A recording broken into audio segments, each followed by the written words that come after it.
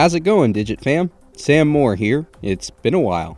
To all the new listeners we picked up after yesterday's episode, welcome. Adam's out for a couple days and he's left me in charge for a bit. To quote classic American actor Sean William Scott in the Ivan Reitman-helmed sci-fi comedy classic Evolution, bad move.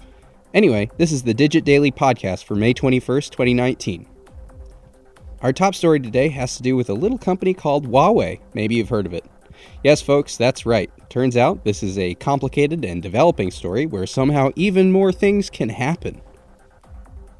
The big development today is that the United States government has granted a temporary general license to Huawei and many other Chinese companies on its list. Under this license, Huawei is once again permitted to purchase US goods and provide Android software updates to existing Android phones, at least for 90 days.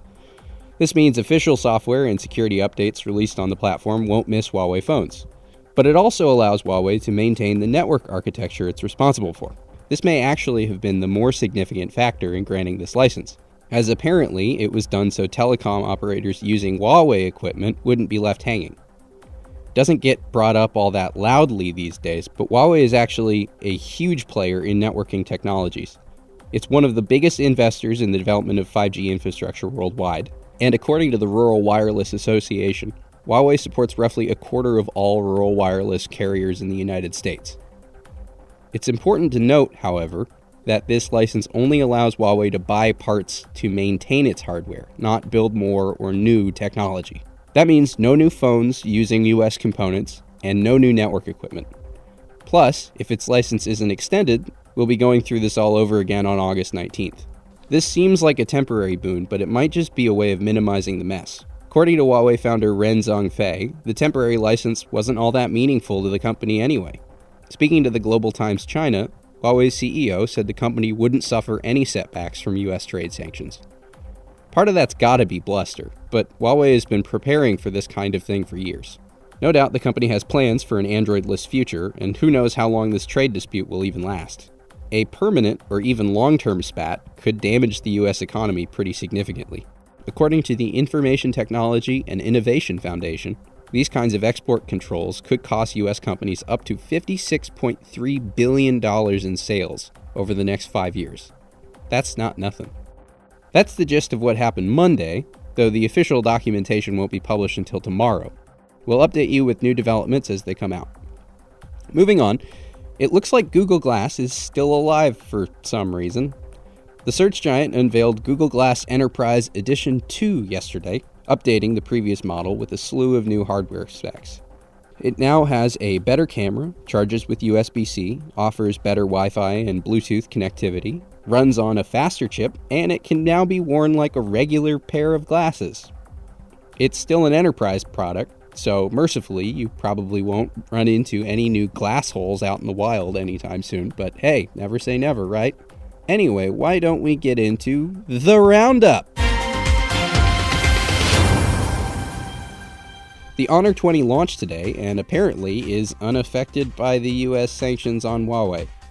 With a 48-megapixel camera, Kirin 980 processor, and 6.2-inch LCD display, this is a great option for anyone who wants a flagship-level phone without breaking the bank, according to our review over at Android Authority, at least while it can get security updates and use the Google Play Store.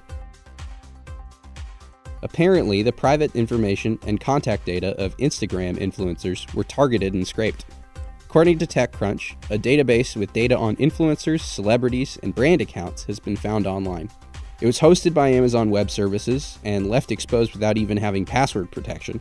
And apparently the database has 49 million records and is still growing.